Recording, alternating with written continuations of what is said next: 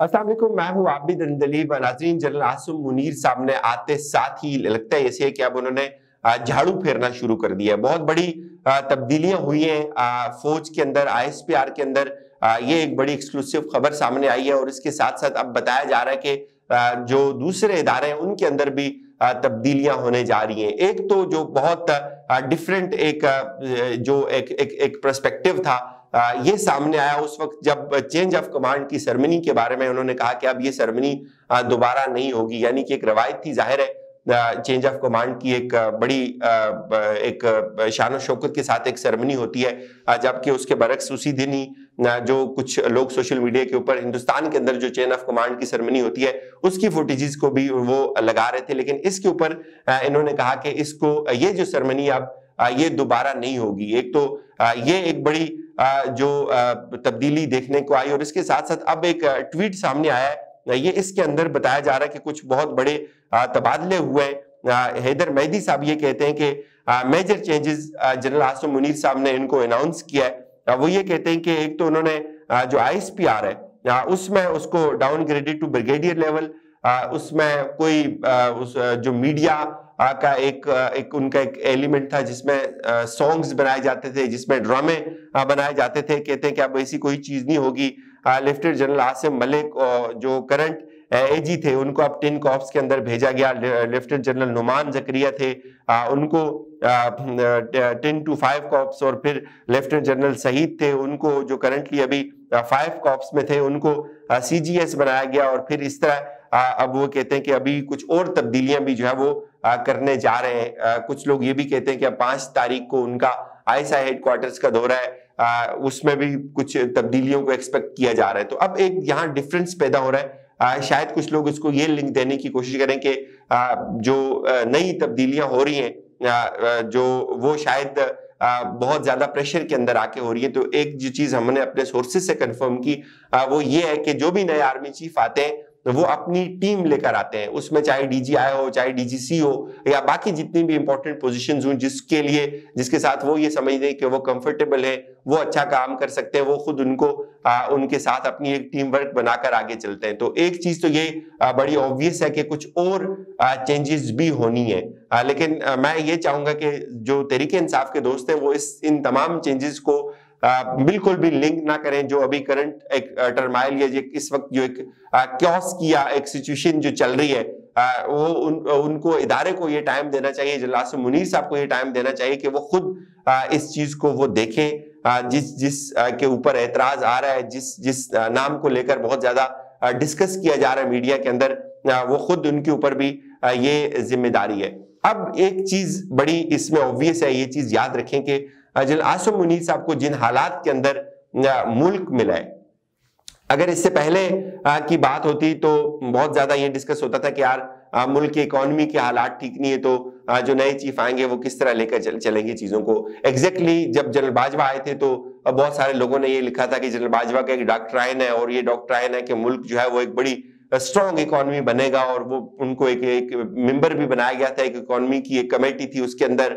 और फिर वो कराची भी जाते थे, मुख्तलिफ लोगों से बातचीत करते थे, मुख्तलिफ बिजनेसमैन जो थे उनसे वो मिलते थे, मीडिया के ऑनर्स के साथ भी वो मीटिंग्स करते थे। एक बाजवा डॉक्ट्राइन था और बताया जाता था कि ये डॉक्ट्राइन अगर कामयाब हो जाता है तो बहुत ज्यादा खुशहाली आ जाएगी मुल्क के अंदर और मुल्क एक बहुत बड़ी इकोनॉमी बन जाएगा। लेकिन अनफॉर्चुनेटली ऐसा तो कुछ भी ना हुआ, और जो बाजवा डॉक्ट्राइन था वो बिल्कुल फ्लॉप साबित हुआ, और उसमें जो तबाही हुई कम से कम पिछले 6-7 माह के अंदर ऐसा तो कभी तारीख में नहीं हुआ था। डॉलर्स कहां से कहां चला गया, महंगाई कहां से कहां चली गई, इंटरनली इतना ज्यादा क्योस आया, इदारे के ऊपर इतना ज्यादा प्रेशर आया।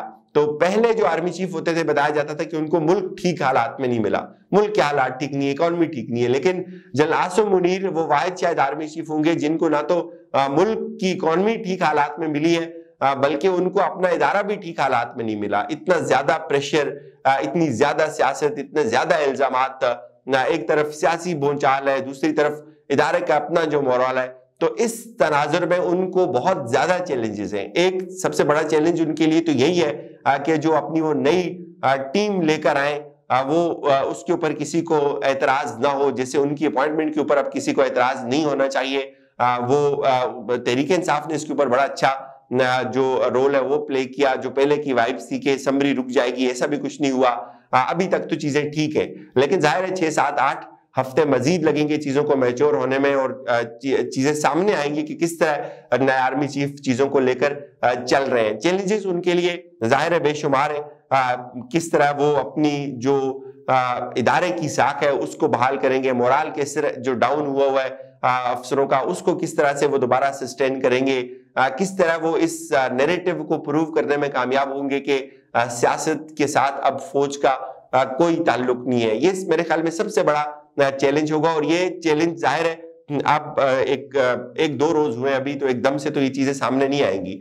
जाहिर है जब एक नई टीम आएगी, चूंकि जो अभी करंट सेटअप है तो वो सारी की सारी जो है वो बताया जा रहा है कि बाजवा साहब की अपॉइंटमेंट्स है।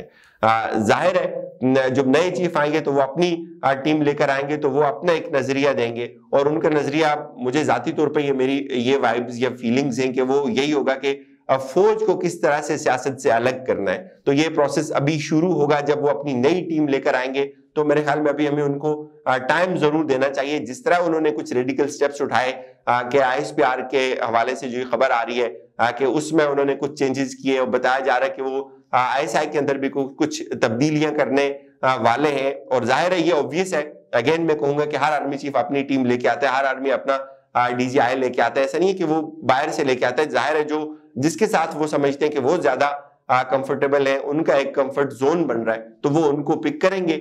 और इससे अब होगा क्या कि ये जो तासुर था एक कि कुछ लोग ऐसे बैठे हुए हैं जो सियासत के अंदर मुदाखलत कर रहे हैं, जो जिनका खान साहब बार बार जिक्र कर रहे हैं कि लोगों को उठाया जा रहा है, अब ये तासुर भी आहिस्ता आहिस्ता जायल होना शुरू हो जाएगा। मेरे ख्याल में अभी उनको टाइम जरूर देना चाहिए, उनको वेलकम करना चाहिए अगर वो इस तरह के रेडिकल स्टेप्स उठाते हैं। जाहिर है आर्मी चीफ की जो है वो पावर तो बहुत बड़ी होती है, ये चीज याद रखें कि ये खुद कहा था जो करंट DG ISPR है उन्होंने कि जिस तरफ हमारे आर्मी चीफ देखते हैं तो पूरी जो 7 लाख की जो फौज है वो सब की सब उस तरफ देखती है। तो अब ये जो चैलेंजेस हैं इसमें मेरे ख्याल में तमाम सियासतदानों को ये कोऑपरेट करना होगा, थोड़ा सा तामुल का मुजाहरा करना होगा कि फौज को इतनी स्पेस दी जाए कि वाकई फौज अपने आप को न्यूट्रल प्रूव करे।